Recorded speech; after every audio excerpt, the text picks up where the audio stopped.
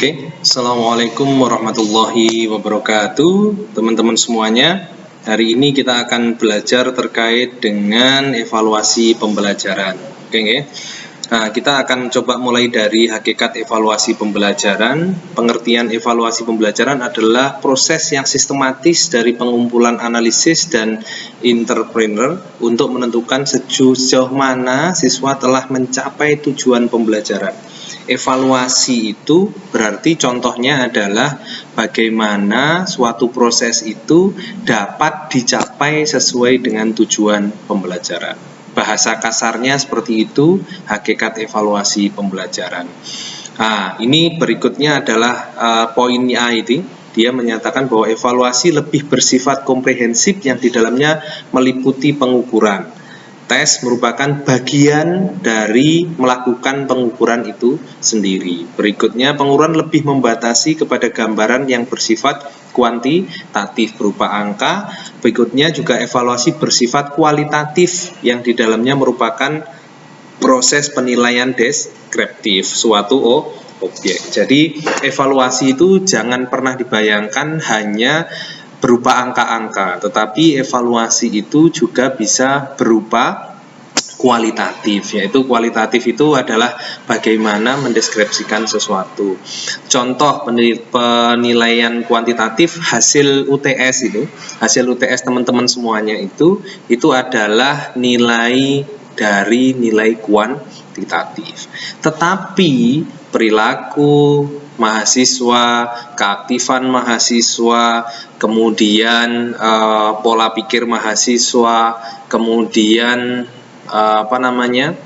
hasil-hasil yang didapat dosen ketika mengajar itu biasanya berupa deskripsi. Deskripsi itu yang akan menambah nilai teman-teman di proses pembelajaran. Jadi jangan khawatir kalau di saya selalu kasih titik yang saya selalu ceritakan ke teman-teman. Ketika saya kasih titik itu atau nilai plus itu, maka teman-teman sudah memiliki nilai poin plus daripada teman-teman yang lain yang tidak memiliki nilai titik itu. Maka itu adalah salah satu penilaian deskripsi saya terkait dengan penilaian saya.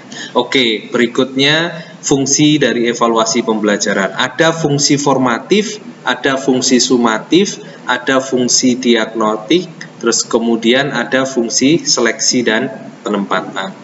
Fungsi formatif itu memberikan umpan balik sebagai dasar perbaikan proses yang belum menguasai materi pembelajaran. Jadi kalau teman-teman biasanya berpikir, oh tes formatif itu berarti tes subtema atau tes bagian.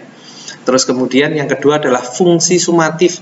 Dia melakukan fungsi sebagai keseluruhan untuk mengetahui tingkat penguasaan siswa terhadap materi pelajaran. Berarti ini kalau IPA ya IPA kelas 1, IPS ya IPS kelas 1, dan yang lainnya.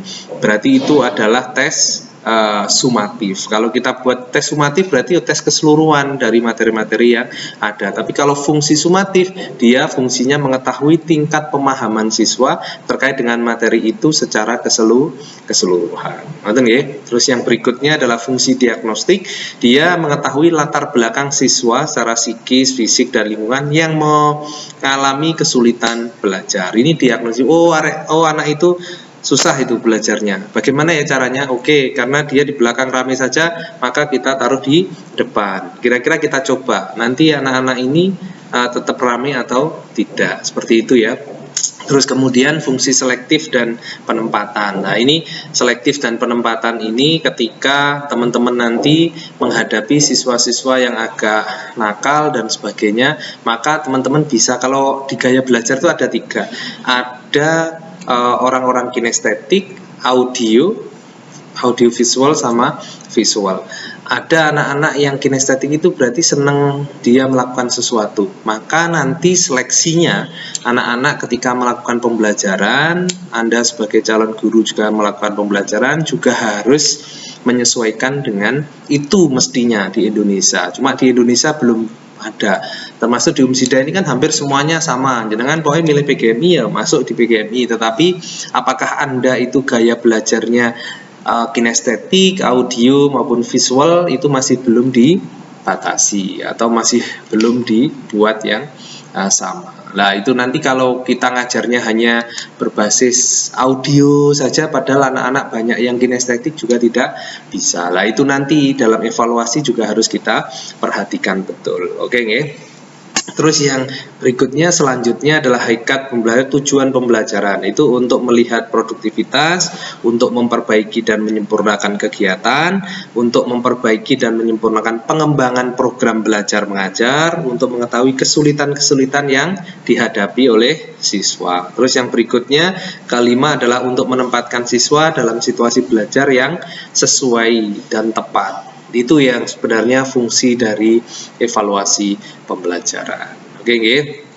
Jadi nanti teman-teman ke depan nanti setelah kita jelaskan beberapa hal itu, nanti di sini teman-teman nanti akan melihat, oh ternyata orang itu punya gaya belajar yang saya sebutkan di depan tadi. Yang berikutnya adalah, oh berarti orang itu ada 3 lagi ruang lingkup untuk evaluasi pembelajaran menurut Benjamin ini ya, Bloom ini, menurut Bloom itu orang itu dibagi dalam 3, yaitu terkait dengan kognitifnya, itu di pikirannya, terkait dengan afektif itu ada di perilaku atau hatinya, terkait dengan psikomotorik itu adalah kegiatan yang dilakukan atau aktivitas yang dilakukan. Ini juga kita bagi menjadi 3. Menurut Benjamin itu ketika orang yang kognitif maka dia cenderung ilmiah, dia cenderung evaluatif, dia cenderung sintesis, dia mampu untuk melakukan sebuah analisis. Tapi orang yang cenderung dalam evaluasi afektif itu berarti evaluasi yang cenderung pada perilaku, receiving, responnya, respondingnya, valuingnya seperti apa, organizationnya seperti apa. Nah itu penilaian-penilaian afektif. Penilaian yang berikutnya adalah psikomotorik, kemampuan peserta didik yang berkaitan dengan gerakan tubuh atau bagian-bagiannya, mulai dari gerakan yang sederhana sampai gerakan yang kompleks. Bagaimana meloncat tembok yang tingginya 3 meter.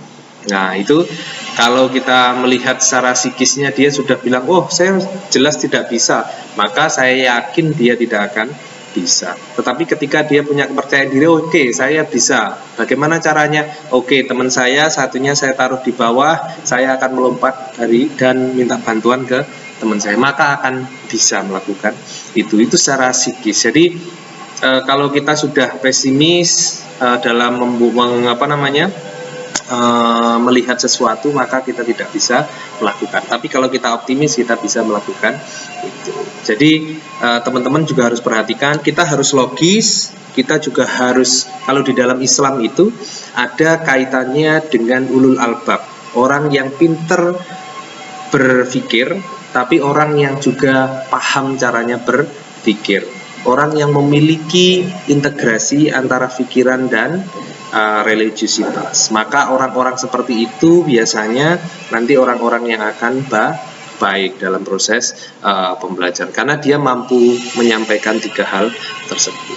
Psikomotorik itu adalah hasil dari olah pikir dan olah rasa, bukan olahraga, olah rasa hati kita, olah rasa perilaku kita dan sebagainya. Nanti akan muncul di psikomotorik. Jadi ini dulu, silahkan dipahami, nanti materi-materi akan saya sampaikan, begitu juga dengan tugasnya, nanti mohon disiapkan dengan betul-betul, karena kita akan memahami seperti apa sih sebenarnya evaluasi pembelajaran, dilihat dari gaya belajarnya tadi, dilihat dari fungsinya, dilihat dari ruang lingkup evaluasi.